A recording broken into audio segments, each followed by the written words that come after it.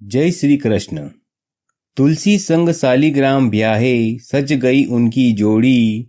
तुलसी विवाह संग लगन शुरू हुए, जल्दी ही लेकर आओ पिया डोली। आप सभी को देव उठनी एकादशी और तुलसी विवाह की हार्दिक शुभकामनाएं। हिंदू धर्म में मान्यता है कि देवता भी एक नियत समय पर सोते हैं और जागते हैं। पौराणिक मान्यता के अनुसार भगवान विष्णु साल के 4 महीने शेषनाग की शैया पर सोने के लिए क्षीर सागर में शयन करते हैं और कार्तिक मास के शुक्ल पक्ष की देव उठनी एकादशी को वे उठ जाते हैं। इसीलिए इसे देवोत्थान, देव उठनी या देव प्रबोधिनी और हरि प्रबोधिनी एकादशी भी कहा जाता है। भगवान विष्णु के उठ जाने के बाद अन्य देवतागण भी अपनी अपनी निद्रा का त्याग कर देते हैं। अगर आम भाषा में देखा जाए तो देव प्रबोधिनी का अर्थ होता है स्वयं में देवत्व जगाना। प्रबोधिनी एकादशी का तात्पर्य है कि योक्ति अब उठकर अपने कर्म धर्म के रूप में अपने अपने देवता गणों का स्वागत करे। और इस एकादशी का मूल भाव यह है कि हम किसी को किसी भी प्रकार का कोई भी दुख ना दें, किसी भी प्राणी मात्र के प्रति ईर्ष्या या द्वेष का भाव मन में ना रखें और ऐसा दृढ़ संकल्प अपने मन में जगाना ही प्रबोधिनी है। जब भी योक्ति दुखों में घिरा होता है तो अपने अपने इष्ट अपने अपने आराध्य देवी देवताओं की पूजा करता है और ऐसे में एकादशी व्रत हर प्रकार के दुखों का निवारण करने वाला होता है। मान्यता है कि जब भगवान श्री हरि अपनी 4 महीने की योग निद्रा से जागते हैं तो वो सबसे पहले देवी तुलसी जी की ही प्रार्थना सुनते हैं। ऐसे में देव उठनी एकादशी के दिन जो भी भक्त सच्चे मन से पूरे समर्पण भाव से तुलसी जी की पूजा करता है तो उनकी सभी मनोकामनाएं भगवान श्री हरि पूर्ण करते हैं। इतना ही नहीं, देव उठान एकादशी हो या कोई भी एकादशी, भगवान श्री हरि के साथ साथ उनकी अर्धांगिनी देवी लक्ष्मी जी की भी पूजा करनी चाहिए। अगर आप अपने घर में सुख समृद्धि का वास चाहते हैं और चाहते हैं कि आपके घर में माँ लक्ष्मी जी का स्थायी वास बना रहे तो आपको ऐसा कोई भी कार्य एकादशी के दिन नहीं करना चाहिए जिससे माँ लक्ष्मी जी रूठ जाए। देवोत्थान एकादशी की कथा के बारे में धर्मराज युधिष्ठिर ने भगवान कृष्ण से पूछा, हे मधुसूदन, आपने मुझे कार्तिक मास के कृष्ण पक्ष की एकादशी का महात्म्य तो सुना दिया। अब मेरी बहुत इच्छा है कि मैं आपके मुखारविंद से कार्तिक मास के शुक्ल पक्ष की एकादशी का महात्म्य मैं भी सुनूं। ऐसा सुनकर भगवान कृष्ण मंद मंद मुस्कुराते हुए धर्मराज से कहने लगे, हे धर्मराज, अब मैं तुम्हें कार्तिक मास के शुक्ल पक्ष की एकादशी का वर्णन करता हूँ। इस एकादशी के स्मरण मात्र से ही मनुष्य के आधे पाप कट जाते हैं और जो भी योक्ति श्रद्धा पूर्वक देव उठान एकादशी के दिन अपने आराध्य देवी देवताओं का, अपने कुल देवी देवताओं का और भगवान श्री हरि के साथ साथ माँ लक्ष्मी जी का और तुलसी जी के साथ साथ भगवान सालीग्राम की पूजा करता है, उनके जन्म जन्मांतर के पापों का नाश होने के साथ ही ऐसे योक्ति हमेशा वैकुंठ लोक को जाते हैं और ऐसे योक्ति मेरे परम भक्त बने रहते हैं। हे धर्मराज, आज मैं तुमसे कार्तिक मास के शुक्ल पक्ष की एकादशी की कथा कहता हूँ। ध्यान पूर्वक सुनो। कथा के अनुसार एक राजा के राज्य में सभी लोग एकादशी का व्रत रखा करते थे। उनकी प्रजा और नौकर चाकर से लेकर पशुओं तक को एकादशी के दिन अन्न नहीं दिया जाता था। इस प्रकार राजा की आज्ञा थी कि उसके राज्य में एकादशी के दिन कोई भी अन्न ग्रहण ना करे। एक दिन की बात है, एक दिन किसी दूसरे राज्य का कोई योक्ति राजा के पास आकर कहने लगा, हे महाराज, कृपया कर आप मुझे नौकरी पर रख लीजिए। तब राजा ने उसके सामने एक शर्त रख दी कि ठीक है, तुम्हें नौकरी पर रख लिया जाएगा, किंतु रोज तो तुम्हें खाने को सब कुछ मिलेगा, लेकिन एकादशी के दिन तुम अन्न ग्रहण नहीं कर सकते। क्योंकि उस समय उस युवती को नौकरी की बहुत ज्यादा जरूरत थी।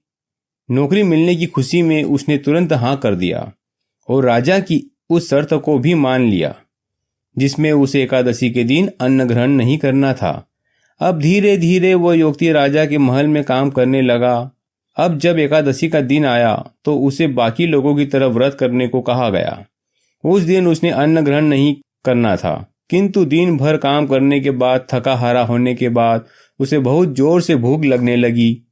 अब उसे भी बाकी लोगों की तरह फलाहार दे दिया गया। फलाहार लेते ही वो युवती तो राजा के सामने हाथ जोड़कर गिड़गिड़ाने लगा, कहने लगा, महाराज, मेरा पेट तो इससे नहीं भरेगा, मैं तो भूखा ही मर जाऊंगा। मुझे जोर से भूख लगी है, कृपया मुझे अन्न दे दीजिए। राजा ने उसे सर्द की बात याद दिलाई, पर वो युवती था कि किसी भी प्रकार अन्न छोड़कर कुछ भी और खाने को तैयार ही नहीं हुआ। तब राजा ने उसकी हालत पर तरस खाकर उसे आटा, दाल, चावल आदि दे दी। अब वह युवती अपनी रोज की तरह नदी के किनारे पर जा पहुंचा। नदी में उसने स्नान किया और स्नान करके साफ स्वच्छ वस्त्र धारण कर भोजन पकाने लगा।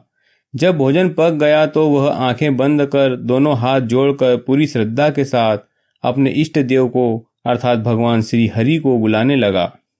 कहने लगा, आओ भगवान जी, भोजन तैयार है और देखिए प्रभु की लीला। उसके बुलाते ही पीताम्बर वस्त्र धारण किए भगवान श्री हरि चतुर्भुज रूप में आ भी पहुँचे और बड़े प्रेम से उसके साथ भोजन भी करने लगे।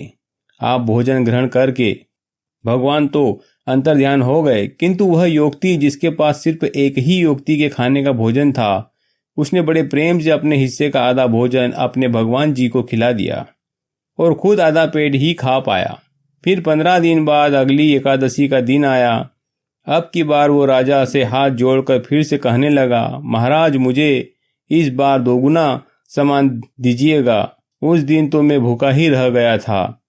राजा ने कहा, तुम भूखे कैसे रह सकते हो? मैंने तो तुम्हें भरपेट भोजन करने का अन्न दिया था। तब वह युवती कहने लगा, महाराज जी, मैं केवल अकेला ही नहीं खाता, मेरे साथ तो मेरे भगवान जी भी खाना खाते हैं और हर एकादशी के दिन मैं खुद भोजन ग्रहण करने से पहले अपने भगवान जी को भी खाना खिलाता हूँ। इसीलिए मैं कहता हूँ कि हम दोनों के लिए ये सामान पूरा नहीं हो पाता और पिछली बार भी मेरे भगवान जी भी शायद आधा पेट ही भोजन करके गए होंगे। राजा को ये बात सुनकर बड़ा आश्चर्य हुआ। उसे उस युवती की बातों पर बिल्कुल भी यकीन नहीं हुआ। उसने कहा, मैं मान ही नहीं सकता कि भगवान तुम्हारे साथ भोजन ग्रहण कर सकते हैं। मैं तो इतने व्रत रखता हूँ, पूजा करता हूँ, पर भगवान ने तो मुझे कभी दर्शन नहीं दिए। राजा की बात सुनकर वह युवती कहने लगा, महाराज, यदि आपको मुझ पर विश्वास न हो तो आप खुद साथ चलकर देख लो। अब राजा ने उस युवती की बातों पर विश्वास किया और उसके पीछे पीछे चलकर एक पेड़ के पीछे छिपकर बैठ गए। अब उस युवती ने पहले नदी में जाकर स्नान किया और भोजन पकाया। जब भोजन बन गया तब उसने अपने भगवान को पुकारना प्रारंभ कर दिया। भगवान को पुकारता रहा। सुबह से शाम हो गई और शाम से रात होने को आई। जब उसने देखा कि उसके पुकारने के बाद भी भगवान जी नहीं आए तो उसने बड़ी जोर से बड़े करुण स्वर में अपने भगवान जी को पुकारते हुए कहा, हे भगवान, यदि आप आज नहीं आए तो मैं नदी में कूदकर अपने प्राण त्याग दूंगा। लेकिन भगवान जी तो फिर भी नहीं आए। अब वो बहुत परेशान होकर अपने प्राण त्यागने के लिए नदी की तरफ बढ़ने लगा। जैसे ही वो नदी में कूदने वाला था तभी झट से वहां पर भगवान जी प्रकट हो गए और उन्होंने उसका हाथ पकड़कर उसे रोक लिया और उसके साथ बैठकर भोजन भी किया। पेड़ के पीछे छुपा हुआ राजा सब कुछ देख रहा था। इस प्रकार खा पीकर भगवान जी तो उस युवती को अपने साथ अपने विमान में ही बिठाकर अपने धाम ले गए। ये सब देखकर राजा ने सोचा, इसका मतलब अब तक एकादशी व्रत करने के नाम पर मैं जो कुछ भी करता रहा या मैंने अपनी प्रजा से और अपने राज्य में रहने वाले लोगों से जो कुछ भी करवाया वो केवल एक दिखावा था। क्या मैंने श्रद्धा और विश्वास से व्रत नहीं रखा? अब राजा की आंखें खुल चुकी थी। वह समझ चुका था कि व्रत करने के नाम पर कभी भी दिखावा नहीं करना चाहिए। मन में अगर श्रद्धा हो तो भगवान जरूर प्रकट होते हैं। भगवान हर प्रकार की मनोकामना पूर्ण करते हैं। इस प्रकार राजा ने अगली एकादशी का व्रत पूरी श्रद्धा और भक्ति के साथ किया। साथ ही अपने राज्य में ये भी मुनादी करवा दी कि वे चाहे तो एकादशी के दिन अन्न ग्रहण कर सकते हैं और जिसकी श्रद्धा हो वो एकादशी के दिन अन्न ग्रहण ना करे। इस प्रकार राजा ने एकादशी व्रतों का विधि पूर्वक पालन किया और अंत में सभी सुखों को भोग कर वह राजा वैकुंठ लोक को गया। जय श्री कृष्ण।